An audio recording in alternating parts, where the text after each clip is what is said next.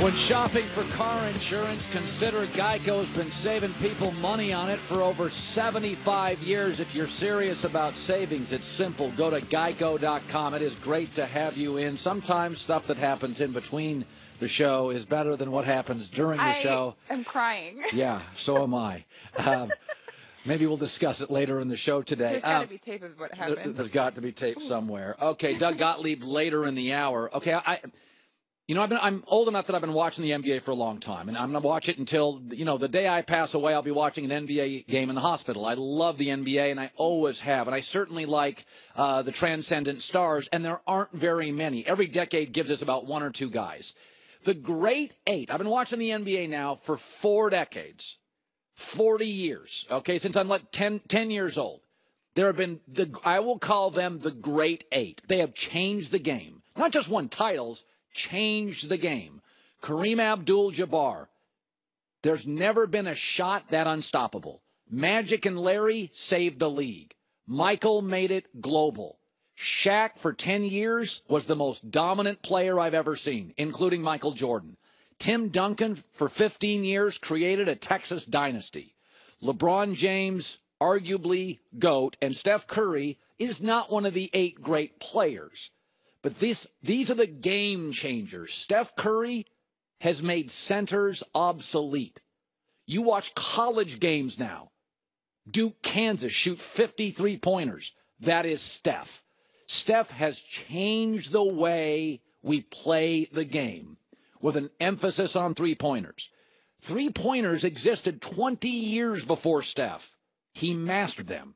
Everybody is looking now for the next Steph. Those are the Great Eight. Kobe Bryant was good, but he's diet Michael Jordan. He's MJ Light, and Shaq was the bigger star.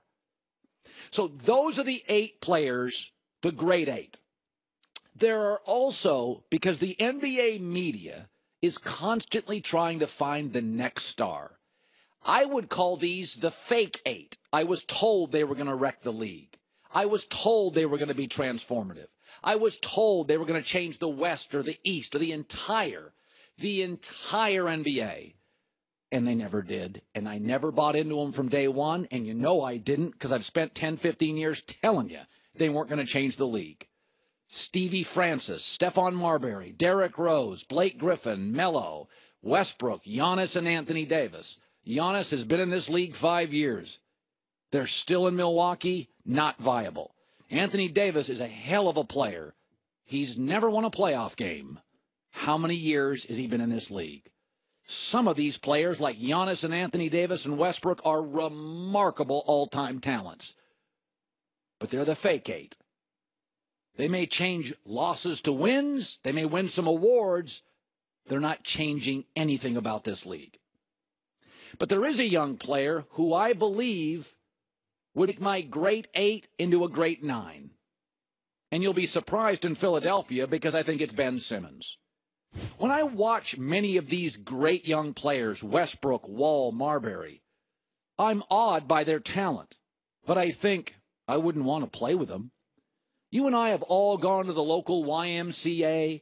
We've played in games with remarkably dynamic point guards, but you kind of feel like you're watching them, not playing with them. Ben Simmons is different. No, he can't shoot, but Magic Johnson couldn't either for the first 2 years he was in this league. You're never going to rely on Ben Simmons to be your leading shooter, but he'll be dropping 23 a night like Magic Johnson, and on other nights giving you 17 assists like Magic. And on some nights, after an injury, he'll move into the 4 spot or center and play that too. This kid's an all-timer. I told you out of college, I didn't care that he couldn't make the tournament. I didn't care what happened at LSU. He is 6'9", and the closest thing I've seen to Magic Johnson. He is remarkable. Now, does he have Magic's understanding of the game, acumen, basketball intelligence, life intelligence? I don't know. He's a kid, 21 years old. But I've been told for years and years of the Marburys, the Westbrooks, do you really want to play with those guys? Ben Simmons will not have to be a great shooter. Shooters are going to want to play with him. That's the greatness of Magic. That's the greatness of LeBron, and it's the greatness of Ben Simmons. It's an incredibly inclusive style. We pay way too much attention to vertical jumps, slam dunks, and long threes. Somebody's got to pass. Magic, LeBron, and Simmons are going to be 20-plus scorers a game. Those are career averages, and Simmons won't have to be a great scorer. I know, Philadelphia, you think I hate you. I don't. You're just better at this point than I thought you would be. And it's not about Embiid. It's about Ben Simmons. Christine with the news. No. Turn on the news. This is the Herdline News. This is a crazy report that's coming out this morning about the Patriots, and it makes sense now that we've heard some talk about Bill Belichick and Rob Gronkowski maybe not getting along, and this could be why. Apparently, during the season, Belichick was getting on Gronk's case about him following the Guerrero method and the TB12 method, and apparently even chastised Gronk in front of his teammates for being a TB12 client. Now, to me, Tom Brady is 40, and he's playing at a great level. Gronk has been injured frequently. So if I'm Belichick, I'd say go ahead and go the healthy route. However, Tom Brady is nimble, kind of thin. Gronk, he needs him to be a big guy, athletic. So maybe he doesn't want him being more like Tom Brady. You know what this feels like? I'll just throw this out there. I'm not shocked because Belichick's picked on Tom for years. Mm-hmm. But you have this, Christine, you have this Patriots training staff. Right. And then you have this TB12 method. And I wonder if Belichick is thinking, okay, I've got a little civil war going on within my staff hates Guerrero. Guerrero mocks the staff. And Belichick's sitting there. If Brady and Gronk go all in on Guerrero, what is the message to my entire training staff? So I think this is one of those things, Christine, where Belichick, I don't blame him here. He's kind of sitting thinking to himself, okay, my two biggest stars are now saying my training staff, I don't trust them. What does that do to every young player where Bill's trying to say, go there, and Gronk and Brady are like, no, we're going to go to our own clinic. This is a real thing. This is a real issue. And I think, Christine, I think this would be a real issue in any locker room, even in the NBA or baseball, if Derek Jeter's like, I don't trust my training staff. I got my own guy. Absolutely, and I think Belichick's, the way he runs the team is that he is the boss, he is the end-all, be-all, and if you've got some division, that's not good for the way he coaches. A lot of division on that roster this year. But I do see if Gronk's getting hurt really frequently, yes. and you see a lot of their receivers get hurt a lot. Totally get... maybe you want to try to stay healthy, and Brady's healthy for a long time. Listen, when Tom's 40 and looks 30, you get why guys are like, that Alex Guerrero guy. Remember the guy T.J. Hushmanzada came on our set, and he's like, everybody thinks Alex Guerrero is a guru. Like, I get why players want to use him. So maybe, what do they do in Civil War? So maybe Belichick should just go all in on Alex Guerrero, make a peace treaty, and have him be the trainer for the entire team. A peace treaty. I like that. That's a good idea. Peace treaty. Yeah. Why not? All right. So Russell Westbrook is not a bad teammate. In fact, he is really liked by his teammates. Okay. And Paul George is saying that it is not championship or bust for him, whether he's going to make his decision to stay in Oklahoma City or leave to go elsewhere. And he says that he can see himself staying in Oklahoma. I can see myself being here. I've been happy here. I've been happy with the organization. Been happy with my teammates. Our record is not what we want it to be, but I think I've enjoyed just learning and being around these guys. So my answer is still the same. I'm not going to let the playoffs or how we finish this season persuade or indicate where I'm going to go this offseason. I'm going to put everything into this, and, again, I could definitely see myself being here. That sounds more positive than negative, if you ask me. Well, has an athlete ever lied about, has he ever lied to his girlfriend, his wife, the coach, like pro athletes, like I'm trying to say, another again, I like Paul George a lot. This has been an interesting year. Athletes say a lot. I mean, the last thing you'd want Paul to say going into the playoffs is, I don't know what I'm going to do. It'd be like, whoa. I think Paul's doing the right thing. Let's stay positive. Let's support Westbrook. He is our guy. I am all in. That's being a good teammate. Even if you were mad driving to the arena, this is not the time to have a picket sign. You support Westbrook. You support him tonight. You tell him you love him. I'm here. Don't get into Russell Westbrook's head. You have his back tonight. That is your responsibility as a teammate. You go to your LeBron, your Kyrie, your Westbrook. Like, dude, I love you. Yeah. Westbrook needs all the love in the world the next 3 weeks. But I will say this. When someone lies, they don't usually go into lots of detail about the lie. They just lie. And he went into a lot of detail about why he would stay and why this doesn't matter and what he's thinking. There was a key word in that, though. He said could. He didn't say will. Well, because he's not going to commit. I could give her a ring and marry her. I could. When you say I will, what's that song? Put a ring on it? If you like it, then put a ring on it? Yes. Okay, Paul, sign. Put a ring on it. If he puts a ring on it, then I'm all in. Well, if it's an engagement ring, it doesn't really count. You got to put the second ring on. That's right. To be all the way. And finally, Isaiah Thomas had season-ending hip surgery, and he will be a free agent this summer. So we had talked about this previously. I don't think that this is great for him moving forward. I think he'll probably have to sign a one-year deal and prove that he's actually okay. Yeah. But Isaiah's saying that he doesn't think it's going to affect him. The results will show that the surgery only fixed it. And, I mean, the world knew that I never got my labrum fixed when I was going through that and trying to heal on my own. So it's not like the injury got worse and something else popped up and I needed to get something done. It was just a decision that I made that felt like it was the best decision for me personally, individually, as a basketball player for the rest of my career. So he's saying that originally he didn't do everything he needed to do to fix it, and now he has by having this surgery, so it should actually make him more valuable, which could be true, but I think teams are going to want to see him prove it before they sign any long-term deal. Yeah, he's had a weird last year. Yeah. You got to show you can stay healthy, you can give me 20 and be a good teammate. Christine with the news. Well, that's the news. And thanks for stopping by. The Herd Lie News. Okay, here's a story that's out today, and it's saying something beyond just the story. The report out of New York, several teams called about Odell Beckham, but he is going to report to camp. There's a reason he is going to report to camp. And I've seen this happen in my business for 30 years. Especially in the last 10, where the internet's gotten huge, social media's gotten huge. We call it internet popular. People are popular on the internet. The internet loves somebody. The internet loves this guy, this gal. It doesn't mean they're popular. They're popular on the internet. Odell Beckham is really, really amazing on the internet. He makes one-handed catches. They're memes. The hair, the attitude, the fun. He is unbelievably, to fans, he is a superstar and incredibly important and a game changer and a crucial piece to a franchise's puzzle. But he was just on the market. And he was seen as too expensive, talented but difficult, fragile and really needy, and nobody bit. He's becoming internet popular. Yeah.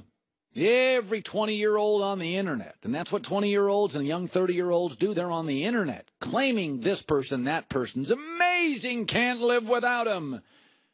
Every single team in the NFL had an opportunity to get Odell Beckham Jr.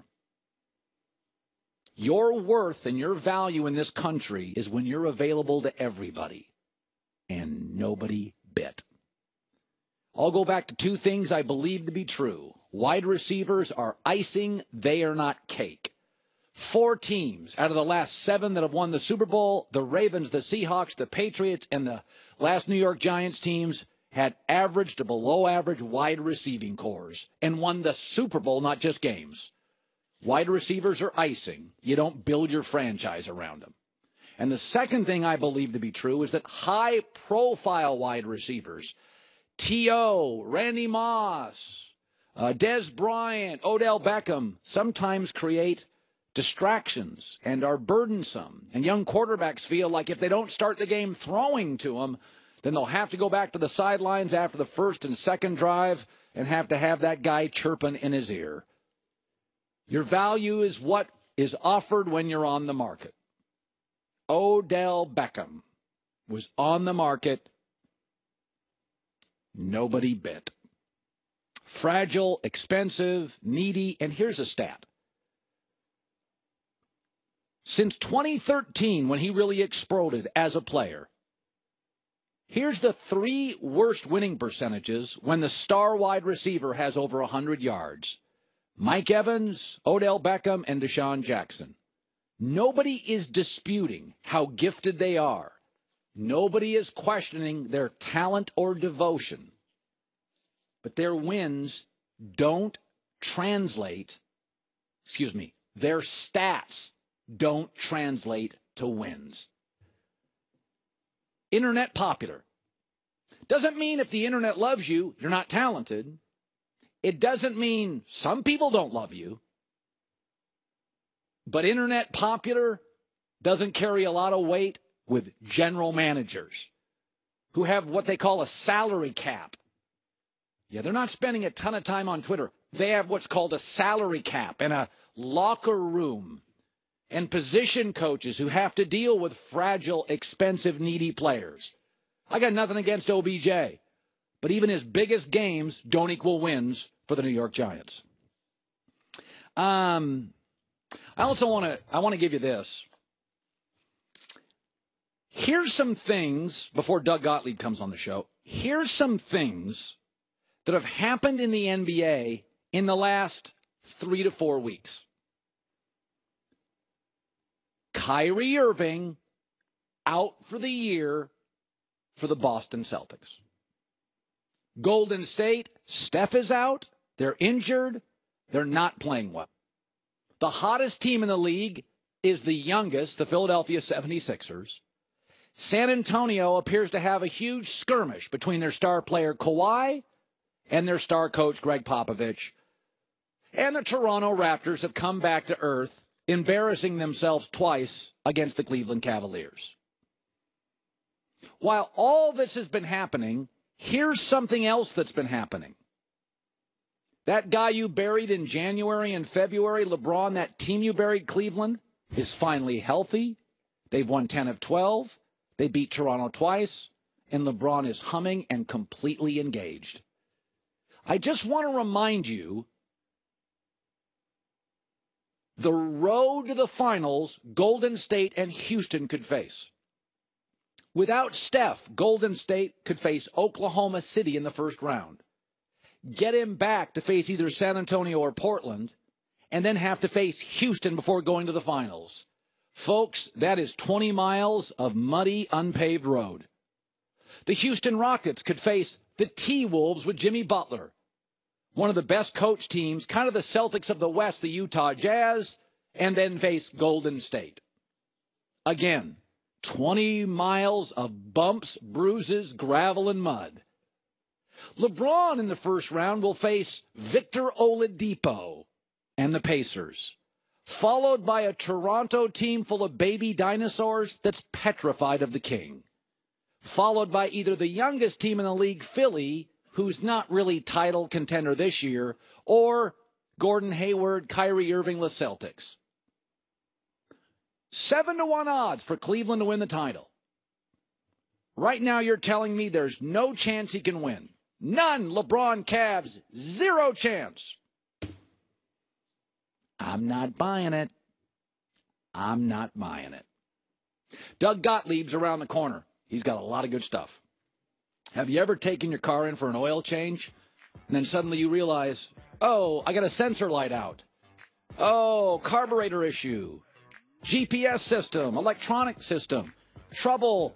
Oh, there's another $643. That's why they created Car Shield. It's an extended vehicle protection. They give you a rental car for free while yours is in the shop. They offer 24/7 roadside assistance. And when your car's getting fixed, you pick the mechanic. They pay him directly. It's either your favorite mechanic, I got one, or the dealership in which you bought the car or truck from. $2 billion in claims have been paid out. Car Shield administrators are on the phone. 800-CAR-6100 and mention HERD. 800-CAR-6100 and mention HERD. A deductible may apply, or go to carshield.com, code HERD.